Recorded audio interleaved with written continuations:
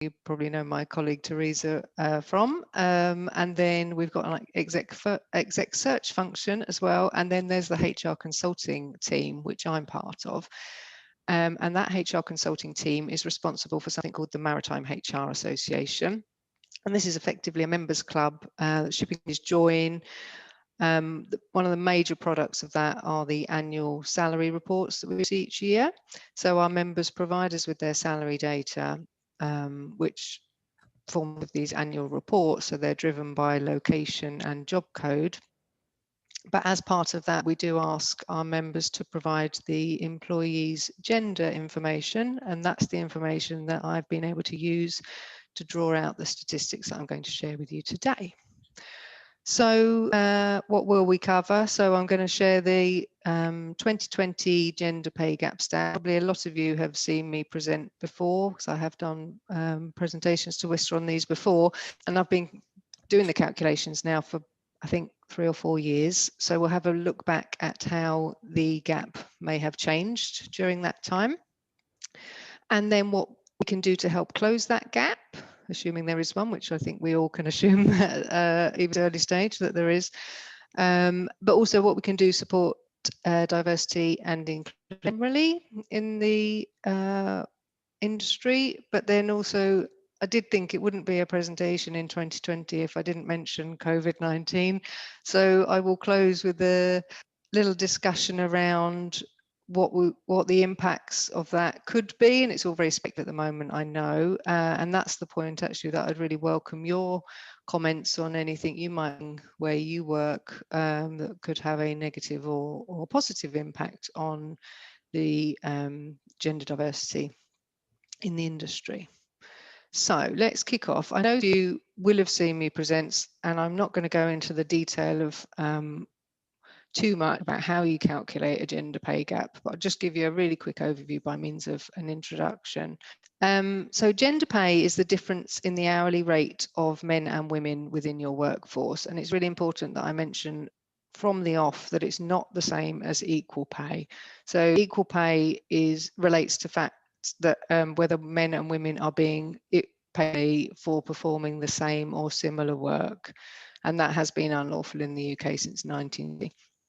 What gender pay is a requirement for UK employers with more than 200 staff to calculate and publish their mean and median gender pay gap, mean and median bonus gap, the proportion of men and women in the organisation that have received this, and the proportion of men and women within 4 quartile pay bands. The statistics I'm going to share with you today. For those of you that statistically minded, I'll just give you a brief overview of the difference between mean and median, come up quite a bit as I go through. The mean is, they're both averages, but the mean is essentially calculated by adding up all of the salaries and then dividing by people in the sample. The median is calculated by sorting all those salaries from smallest to largest, and then it's the midpoint within that sample. Both useful, the median particularly so, I guess, because it doesn't include any particularly high or low values, so it's less skewed by odd entries that you might have within your data set. Before I go into the actual numbers, I thought it would be helpful if we just looked at the proportion within the data set that I have. So this chart shows on the left there the global workforce, and the global workforce for this purpose is 2,000 employees across 78 countries, working for 82 companies. So it's a pretty substantial set of data. And within that, we find females, so the orange part of the chart, represented globally at about 42% of the total workforce. In the UK, though, column on the right, we see that there's a strong representation of women, which possibly isn't surprising. And actually, if we remove those unknown records, which are the grey ones at the top, in the UK, females represent 52% of the sample that we're talking through today. When I was running that chart, I thought it would actually be quite interesting to see where in the world women were most prominent or not, shall we say. So I had a little look at the countries where I had more than 100 records. It was a reasonable sample, and I found that women were most strongly represented in Poland, Russia, Ukraine, and the Philippines, followed by the UK. So the UK ranked 5th effectively in this mini little top 5. But what was interesting to note that the others, Poland, Russia, Ukraine, Philippines, are where we do have a really strong set of crewing data. And of course, that job family is typically one that's occupied by women. In the UK, though, the case, and actually the women within my sample were, I thought, very well spread across the job roles. So I think that's a positive start. At the other end of the spectrum, the areas where women were less prevalent, we say, it's not going to be surprising. It was the UAE and India, but Switzerland, the Netherlands and Denmark, which I was quite surprised about. But that actually, when I started looking at it, Switzerland, there's lots of broking and chartering roles, and Netherlands and Denmark, there was quite a lot of the kind of technical ship management and commercial operations roles. So it's quite good early on just to show that it's not only about the money necessarily, that the gap can be driven by the profession that women choose typically, and also where those tend to be based. So the statistics that are UK specific. When I first started doing the gender gap, I did do a global pay gap calculation, but I kind of realized that it was somewhat meaningless because of what I've just mentioned there. We have typically women working in the Philippines in crewing, for example, versus more men in the Middle East conduct more technical roles. And so it made no sense really just to look at that percentage. It's more about looking at where people work and the professions that they're choosing. So let's move on to some of the statistics. So the calculations, you'll see the formula on the left there, which I won't run through, but basically the government criteria is focusing on hourly rates for staff. And I've done some crude calculations because we capture annual salaries, but I've applied some general principles across the data set to the hourly rate equivalent. You'll see there, so the mean pay gap is nearly 43% and the median is nearly 42%. So they're quite close in range to each other, which gives you kind of confidence in the data set. It suggests that the data is fairly even read. There's no kind of particularly high or low records in there. So those of you that haven't seen me present before might be a little bit shocked by those, but the large part of you have and are probably less obviously disappointed, probably, but not surprised. What that means in salary terms there is that typically within my sample, so in the UK, a male within my sample is on average £67,000 versus a female earning £38,500. The percentage is quite telling, but I think when you look at it in actual terms, it kind of really hits home. Let's have a look at how this compares to last year then. So this chart is showing the pay gap year. So the first year I produced it was in 2017. I did see a steady decline year on year until this, unfortunately. What I probably should say here is that our membership does change year on year. So it's not necessarily that specific companies are increasing their pay gap. It's more about our picture of the industry at that time. Still disappointing nonetheless. Probably also worth mentioning that in the government has actually suspended the reporting of the gender pay gap stats this year of COVID-19. So in some slides that follow, I do compare our statistics to the UK overall, but worth mentioning that they're only provisional. So it's only the people that have chosen to report until now. And you could argue that they are actually the more kind of pro-employers that have done it.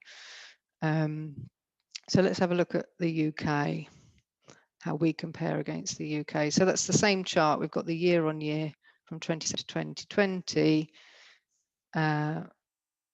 With our data set compared to the UK. So we probably expected maritime to be a little bit behind the national average, but that just shows just how far behind it is.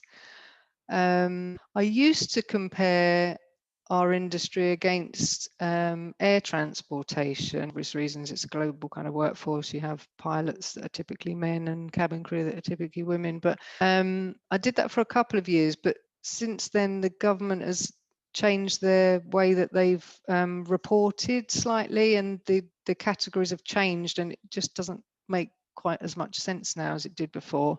But when I did do that, we were very similar to air. So we're not alone. And there's obviously industries gap where they're more favouring women in certain sectors. They get extremes in either ends. EasyJet actually at the time when I was doing the air transportation comparison, they had something called the Amy Johnson Initiative, and that was a target of recruiting 20% female pilots by 2020. And I thought, oh, it's 2020 now, let's have a look. And unfortunately, it's probably blamed for this as well. There's no update on their website as to how they've done on that. But actually, in sort of the first year or two, they did double their intake of female pilots. So from 6% to 12%. That was the last one, and that was a couple of years ago. So quite possibly they have nearly reached that, I would. Probably not recruiting, though, I would say at the moment. So until this year, we were mirroring the UK in the sense that we were able to present a steady decline. This year, we've shown increase. UK has shown a further decline, but as I said, that is a provisional figure. So it'll only next year really that we'll get a full picture, especially with the year that we've had, about how that out. So let's have a look at bonuses. So it's a very similar calculation we did on pay. And this shows the size of the bonus gap, which is, and in our case, larger than the pay gap. So this year, though, we did a bit of a disparity between the mean and median figures there. So the mean bonus gap 67% versus the median of 58%. So that did make me think, oh, they're not as close as they were in salary terms. So I had a look at why that might be. And as suspected, the mean has been distorted by some particularly low figures, I should say. So the top, I found 13 bonus payments in my sample of over £100,000, and they were all paid to men. So in mean terms, that's factored in median terms. They've not had as much weighting or impact, shall we say. Probably also worth mentioning here that quite a few of our members already agreed their bonus payments in January or earlier in the year before the worst of COVID hit. So we still did see quite a few bonus through the salary survey this year. Definitely an increase in zero bonus payments too, but there was still the ones that had agreed them previously had honoured. So it'll be interesting to see next year how that plays out. It'll be certainly bonuses are going to obviously be affected, and whether they're equal amongst the men and women within the sample will be interesting. So again, let's have a look. This compares year on year. So this is some positive news. Our orange, our 20, is actually in mean bonus gap terms showing a reduction on last year. In median terms, a slight increase. in 2019, the green in mean bug terms, we did see a little peak there really. Produced a customer services job family last year. Quite a few roles were occupied by women, and they're not typically the job family that get the bonus. So that can be that could be a cause for that spike. So again, as much to say, the gap can be affected by the professions we choose to work in, the locations that those operate from. Within this sample as well, we also have the added complication, if you like, that the sample's always evolving. We have different membership points, but we're also growing our job families. So the introduction of a customer service job, for example, can have an impact on the data set. But actually that could be true of a business too. If they inherit a new, if they take over a new and grow a new branch of their business, that could have a real impact, good or bad, on pay gap figures. And each year companies are required to write a narrative that's a pay gap. And if there's been any changes, what the reasons for that might be, they're going to tackle it. So if I was an employer and I'd shown an increase like that, that could be one of my justifications, that it was because we'd in a customer service branch or something. Okay, and then the other thing we do for bonus, we look at the percentage of men and women within the sample that have a bonus. So you'll see here that 4% of men within the sample received a bonus compared to 28% of women. As I said, there were lots of zero bonuses in this year, but it does seem as though they've been fairly evenly spread across the female workforces, because these are not dissimilar numbers than we've seen in the past.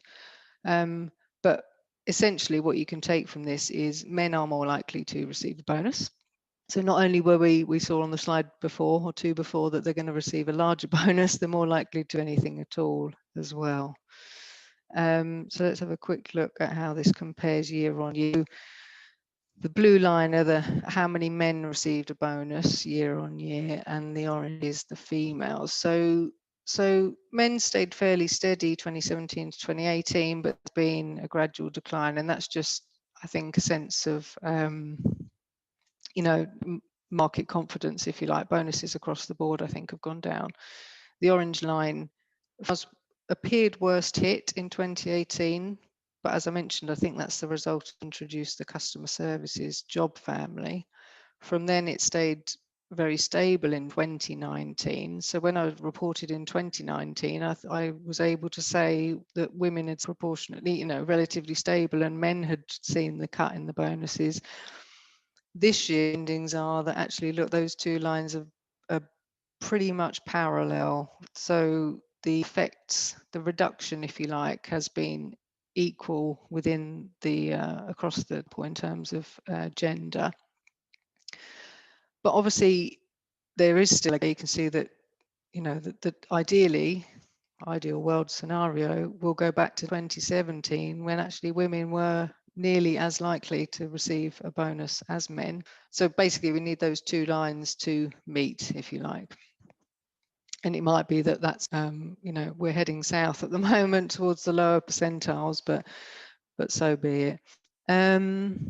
Okay. The other thing worth mentioning that employers have to report are these things called pay quartiles. So this is the last part of analysis that if I was an employer, I would have to publish. And these are calculated by sorting all of your workforce by salary, and then you take the lowest 25% and you say, okay, how many of them are men and how many of them are women? And continue that with all your quartiles. So your top earners, how many of them are men and how many of those are women? This is the chart that summarizes what that looked like within our data set. So you'll see the lower quartile there on the left is largely dominated by the female workforce, and then gradually, as increases, the proportion of women will decrease. And that's something that we've seen year on year as I've been doing this analysis. It's probably not a huge surprise to anyone. It's certainly something that's unique to our industry. But let's have a look at how it's changed since I've been reporting. So we've got our orange is again now. So yeah, each year you can see the proportion of women in the lower pay scales is high, and then it decreases as the year on. The green line there, I appreciate, is largely indistinguishable. That was last year. Last year we looked very similar to 2018 in the lower pay scale, and then we've kind of mirrored last year. So our orange lines overlapped there.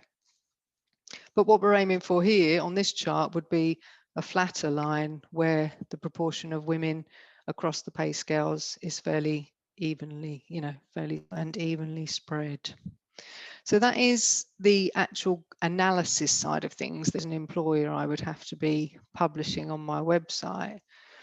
But I would also have to write a narrative around it, as I explained, and an action plan of how I was going to address that gap.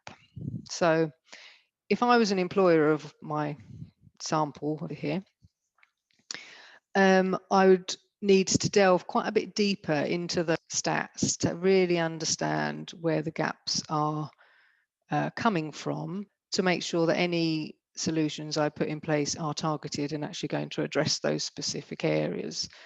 So that's what my next few slides are going to do. My image here, although it is a sprinter, is to demonstrate that this is a marathon and not a sprint. No, the government is not asking employers to make fixes overnight. And we don't want to just put a plaster on it and kind of do some patchy work. This is going to be a kind of long-term, fundamental, sustainable change. And what government are asking is for people to start putting those steps in place to achieve that. So yes, as an employer, I should be analysing the data further, find out where those gaps are coming from. I think consultation and engagement within the workforce should not be underestimated, and it's not just your senior leadership team, it's already within the business. I've put revise, assess and embed there as a kind of reminder that the action plan needs to evolve. Just because today, I mean, an action plan pre-COVID is probably not going to work right now. It needs to be continually reviewed, and if something doesn't work, fix it, move on, try something different, and also allowing enough time. That's the marathon element, that things are going to take time. We can't expect miracle kind of overnight results. So in terms of me thinking about why the gap is within our specific set, I had a look at the seniority levels within our data. Our job codes are run across these, 1, 2, 3, 4, 5, 6 levels. And I had a look at how the women are spread across those seniority. So again, this is just UK specific. And as you can see, as we saw with the pay course, women are more heavily represented at the junior end, and then as senior increases, the proportion of women will decrease. And actually it's a fairly steady decline. So that, if I'd seen that there was a particularly big jump on one level to another as a HR person, I might think, okay, that's an area that I can target initiatives, because there must be a barrier there of, a particular barrier at that level. I mean, possibly senior manager down to director, executive, maybe where the gap gets slightly higher. But on the whole, it's a fairly steady. So you could think about emotional initiatives generally, rather than perhaps at certain points within your hierarchy, if you like. I also I didn't have time to do that for every single job family, but because our data set is huge. But if I was an employer, I would also want to say, okay, what does that look like in string? What does that look like in ops? What does that look like in corporate services? And again, you might find that there's a certain job family where initiatives are more likely to have an impact than others. Why, obviously you want to treat everybody the same, but if there's certain areas where you get a bigger impact, then it makes sense to target those first. Also had a look at specialisms based on that. So I didn't have a look at the levels of seniority within each of them, but I did have a look at where women were most prevalent within our job families. So again, this is UK centric. So women were most typically found in admin roles, like 87% of women, and then HR, which is me, which is typically a attractive to women for some reason. 76% female, marketing and comms, customers, and then crewing. So not hugely surprising, I'm sure, any of those. And remember, the salary for women within the sample was £38,500. And then on the right hand side, you've got the male top 5 specialisms, so where men were most prevalent in the sample, and 95% of the leadership roles were men. I mean, thankfully, at least that's not, but there's definitely room for improvement there. IT as well, 72% male. I mean, we find this chance typically women, and IT is typically men, and there is a pay gap between those skill sets, definitely. And then obviously you've got chartering and freight trading, technine, and then risk and compliance was 50-50. But so within those, the male sample, remember the mean average salary was £68,000. And when you look at those professions, you can kind of see where the differential's coming from there.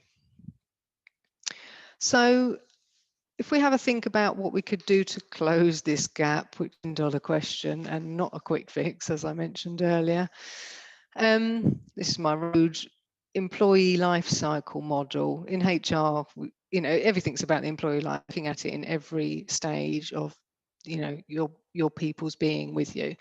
And the very center of that is the diversity and inclusion strategy, because that is absolutely fundamental and the foundation of everything that is going on around that wheel there. And what's really important is that that's not just a strategy that someone writes and then sits on a shelf and gathers dust, as strategies can do.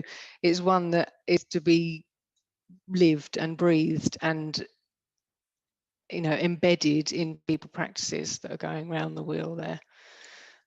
So I'll quickly whiz round this wheel. So there is the attract. That's about the importance of being an inclusive employer of choice. So making sure that you're encouraging people from a diverse background to want to come for you.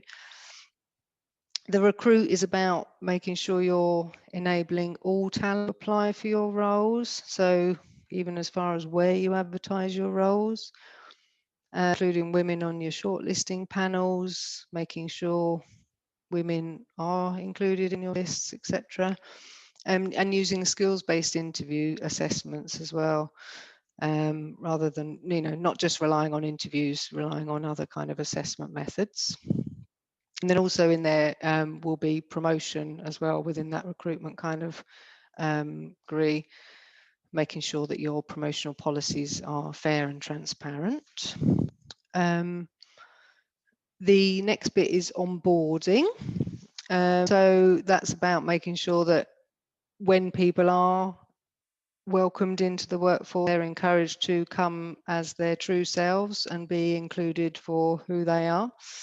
And also actually touching on back to recruitment, I should have mentioned is this is massive on when you're on appointment, basically. So making sure either you're very clear with your range, if there is a range, and if there's scope for negotiation, to make that very clear, because women are less likely to negotiate on salary than men. And of course, if women start off on when they enter the organisation, that's only going to play out as they work their way up, and it just kind of creates a problem. It doesn't go away. So we need to make sure that they've got a fair start. Boarding, making sure that people are welcomed as themselves and valued, and that all staff are trained in kind of accepting that diversity. Development is around making sure that all of your programs are accessible to you. Could make sure that you know, your uptake wise is a fair representation of employees on those programs. And progression and performance will come into that as well. Reward and recognition. I mean, you've got your equal pay in there, gender pay in there, you've got salaries on promotion. That's just massive, but make all of your needs are catered for, and that you're making sure that you're doing your like this to make sure that you're aware, basically, because I think a lot of employers are choosing to do, even if they don't meet the 250 threshold, as a good practice thing to do, which, you know, should be encouraged. Progression and performance. Yeah, so this is where I've included the making sure we've got transparent processes to make sure that there's a clear path for women to move up the ranks in their chosen profession or field, or even across. You know, it doesn't have to be up, it can be into other business areas. And then the retention and exit, you know, ideally we've got talent that wants to stay because they're nurtured, but exits do happen, and what's important is that we manage those and that we make sure that we learn. And speaking of retention and exits, this is where I wanted to come in, what we thought the impacts of COVID-19 might be on the workforce. So I've put this up here, which I will run through quickly what my thinking was in terms of coming up with them. But then it would either, I don't know, if we're not a huge group, we could probably open the mics for a chat, or if you want to put some questions in the chat box for Gina to have a look at, as you know, to contribute that beat. There's no, but no, these are by no means like definitive. So in terms of what the impact of COVID-19 might be on gender pay and gender distribution, so I put long remote working on there. I think it's a bit of a double-edged sword. Probably a few of these are actually, but the disadvantage of long-term remote working for me is that difficult for new or inexperienced staff to observe, learn, and build when we're all working remotely. So that's, I mean, that's not just women, that's men and women that are potentially trying out their careers are going to find that difficult. But that's certainly not conducive to more women into the industry. But on the flip side of that, the commuting time and practical things around being able to get the kids from school and, you know, just life stuff, the working from home has certainly, I think, helped the work-life balance for lots of people, men and women, and that equality could help, I think, with the landscape that we're operating in.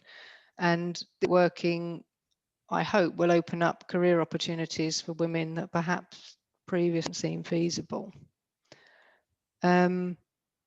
The next one I put on there is flexible working, which kind of linked to that. You know, it's got the potential to support men and women achieve a better work-life balance and greater equality. But it's also businesses and firms to protect jobs as well as we go through this difficult kind of landscape.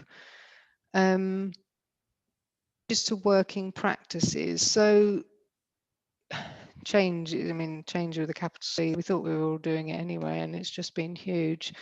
But there's been no measures put in place for businesses, you know, health and safety wise and stuff, which really do have potential discrimination. So I think everyone's had to be super careful about that, obviously. But on the flip side of that is, you know, we're working remotely and having to do things differently. I think there's far less onus now on visibility. There has to be, because we're all sitting in our spare rooms, and much more of a focus on results. So, okay, does it matter if I'm maybe not at my desk at 3 o'clock because I popped out to get the kids up? If I've done a good job and the work's been done to a really high standard, should it matter? But also that, I mean, that's great for part-timers like me, because I think getting on in life when you're part-time is quite difficult, and a part of that is the kind of visibility issue. You know, we work hard, we do a good job, we deliver to a high standard, that should really be the crux of it. Furlough and redundancies. So read an article that suggested that 17-year-old women were the most likely to have been furloughed in the UK. So that's not great for women getting their careers off the ground, mentioned earlier. And redundancies are, well, not only inevitable, they're happy, and they're already acknowledged to be detrimentally, have a detrimental on women. I think it was Citizen Advice said that parents, carers, and disabled people were at least as likely to be the victims of redundancy. Yeah, so the statistics on that, they're quite patchy at the moment, but in terms of how out in future years could be huge. I'll put new technologies on there, only by thinking about all of our new ways of working from home and the like. And actually that's, I mean, as an industry, we've already identified it's largely driven. So in a way, we're on a back foot because we might not necessarily be at the table to have the discussion about how that technology evolves. But then the actual, as a user, I think we're going to benefit in terms of helping further kind of embed and promote more long-term kind of flexibility around how we work.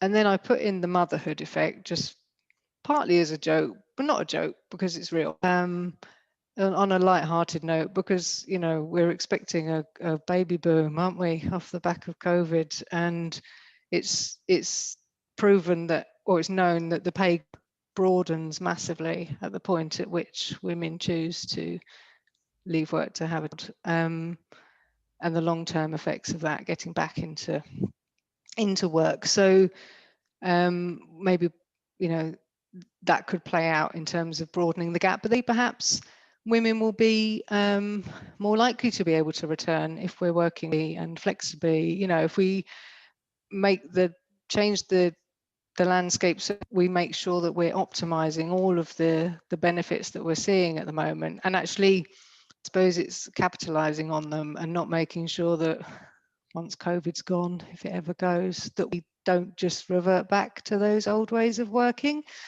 And I suppose what's really important in that respect is making sure that we're privy now to the conversations around what does our new business culture look like? How do we operate? How do we value our people? I think it's a chance to kind of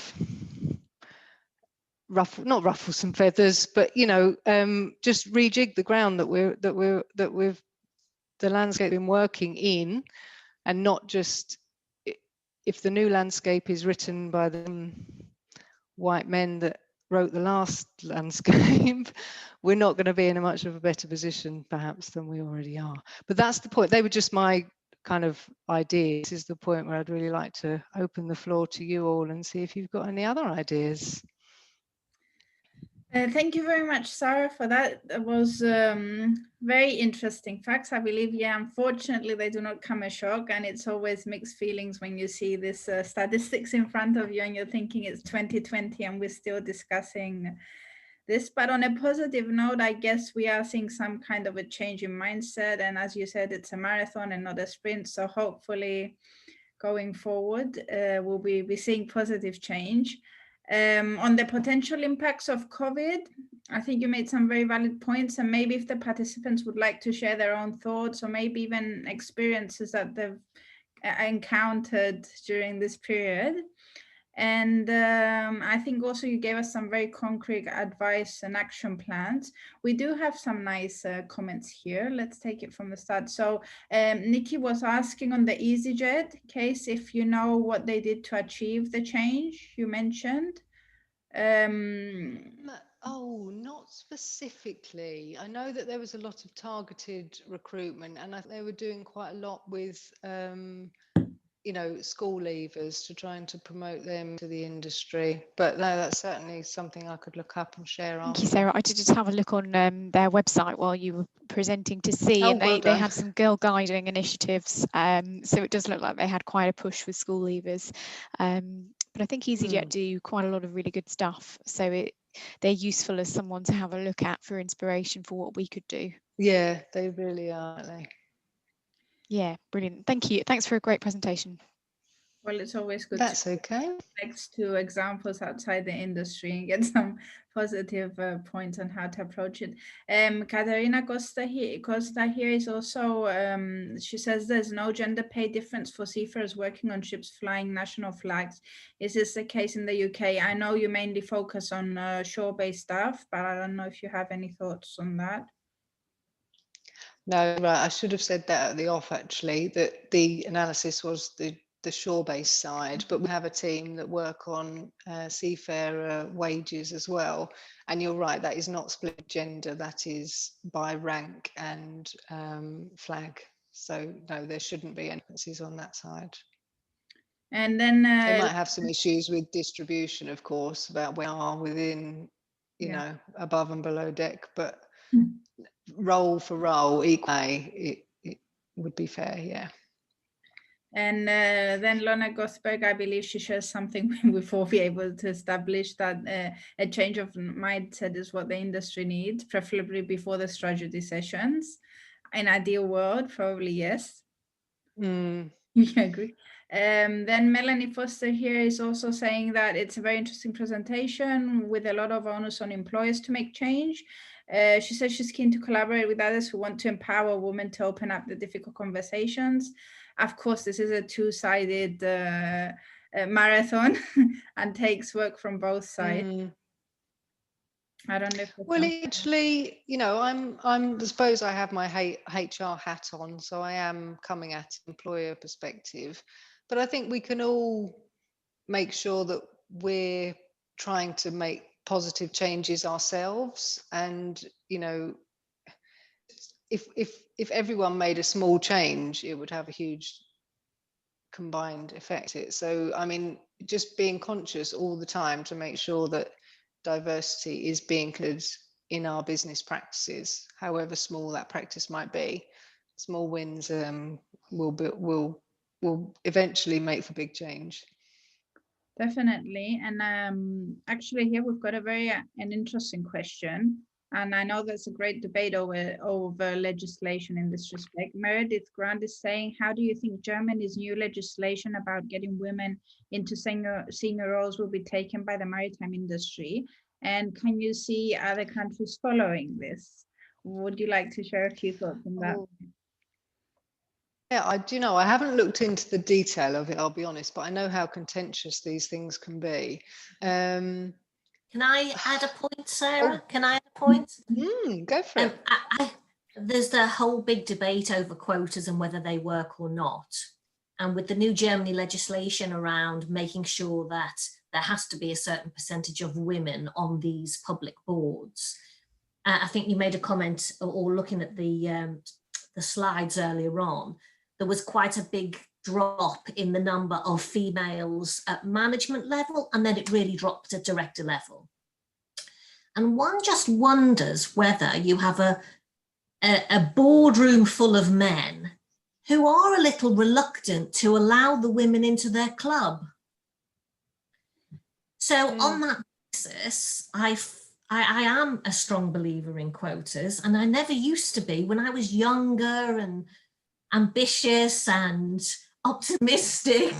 Now that I'm a bit older and I'm a little more cynical, I have changed my view on quotas, and I now believe that there should be quotas. So the Germany legislation, I think, is really good, because you do, I think, end up with these clubs of males in the boardroom, and they are reluctant to let the females in.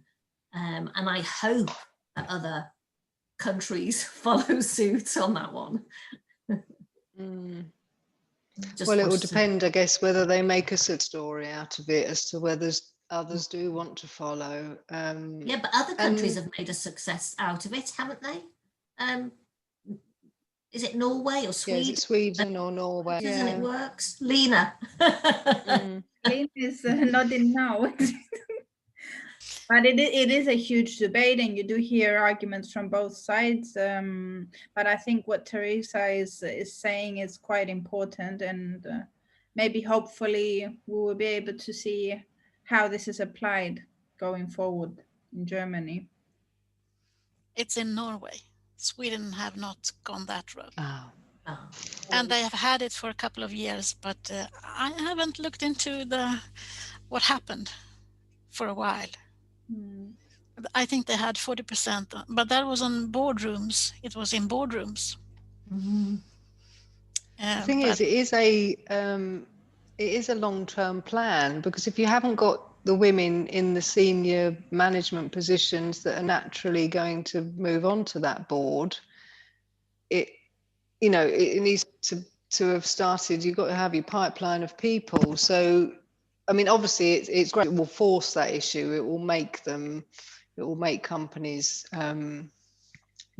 females within their workforce, but that's the way it could fail, I guess, is if the problem's even that, if they haven't got a decent talent pool of women in their senior management roles, that's sort of not really going to work. They're kind of going to be plugging a gap. But I read an article, an interview with Parker Harrison from WISTA USA, and she claims that in the USA there are more women in boardrooms now. And what I hear is that there are more women on management level in Europe. So we need to merge these two trends, if there is a trend.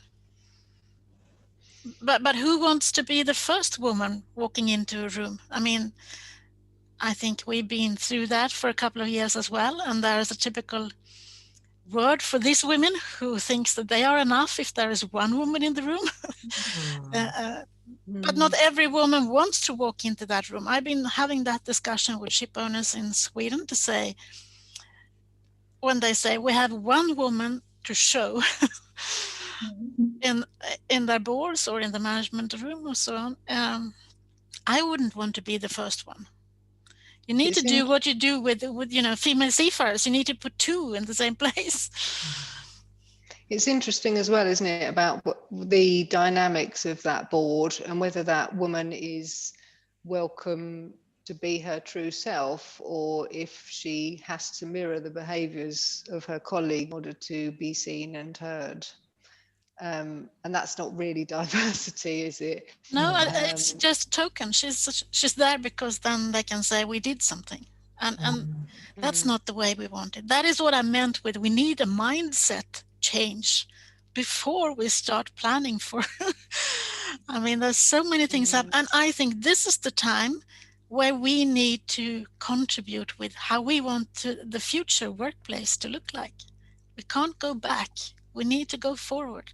No. And if we have an idea of what that is in the future, let's start with these seeds now. Put it out there and get people to start thinking. I'm sorry, I should not take over this. I'm sorry. No, it's fantastic to hear your views. It's exactly that. It's a change of mindset, and from both sides, from both us and from the employers, of course, and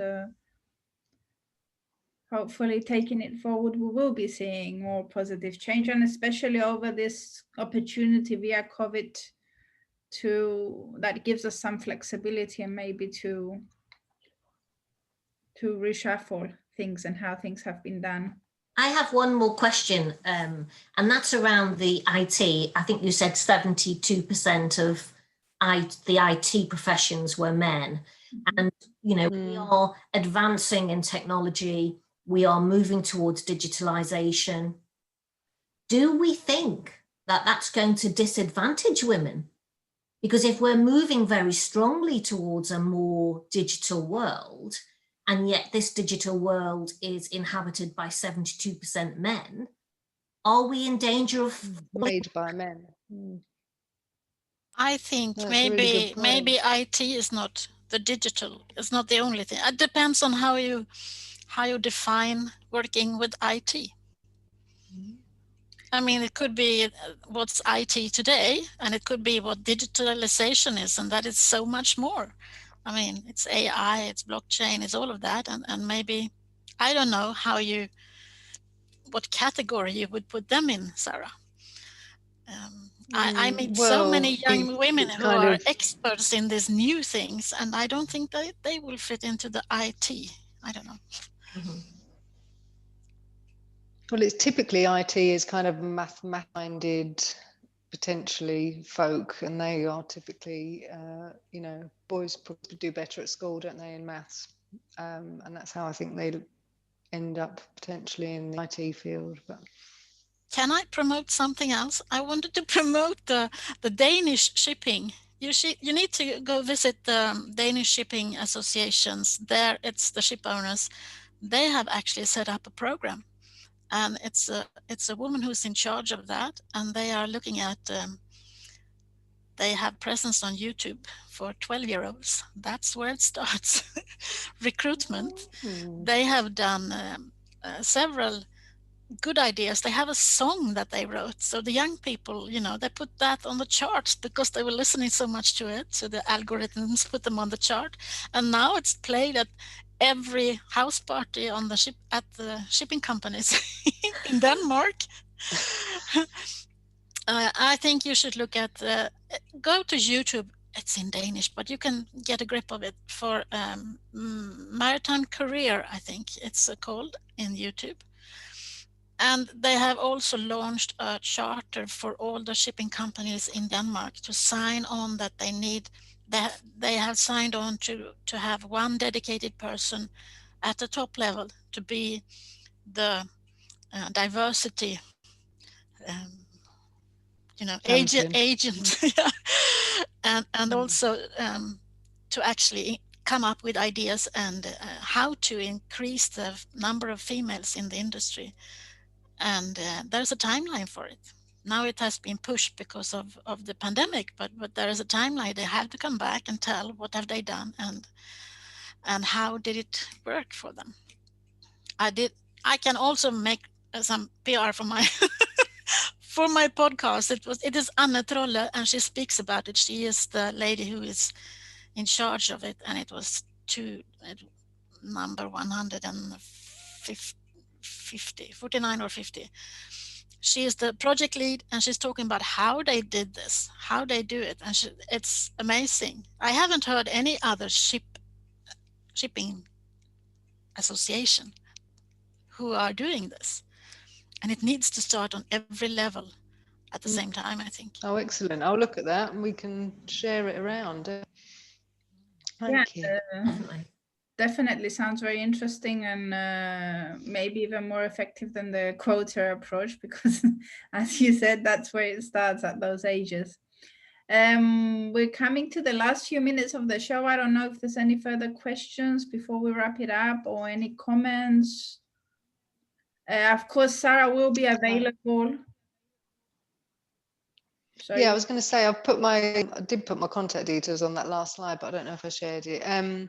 And someone, Meredith, asked if there's going to be a press release of the stats. I've written a blog that's gone out today. Actually, I might do a press release too. So definitely, and this recording's going, isn't it, Gina? So that's available for people to refer back to as well. Exactly. The seminar has been recorded, and we're going to be uploading it over the next few days on the WISTA YouTube channel. But we'll also share it with members, and anybody who wants, you know, can just reach out to us or to you personally. And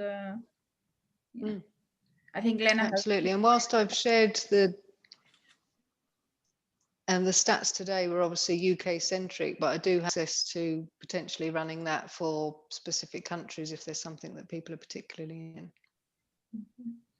Okay, so you can reach out either to us or to Sarah with any further questions, and this will be going out, the recorded link. I've seen the ladies have shared, Lena has shared the links to what she just discussed on the Danish Association, and I think we've also got a link to the German, an article, a press release on the German legislation.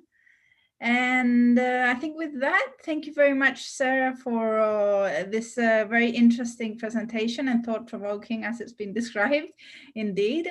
Thank you to all of the audience for participating and everybody's comments and input. It was great to see you here today.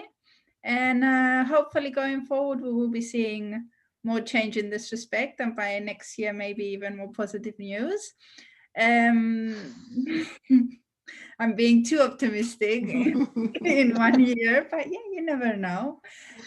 And Rachel is saying one day will be a single digit gap. Okay, she's even more optimistic than me. Yeah, that was it for another WISTA UK event concluding, and stay tuned. We will be sharing more details of our lineup of future events. Didn't say when. Thank you, Gina. Thank you very much to everybody. Bye. Gina, say Bye.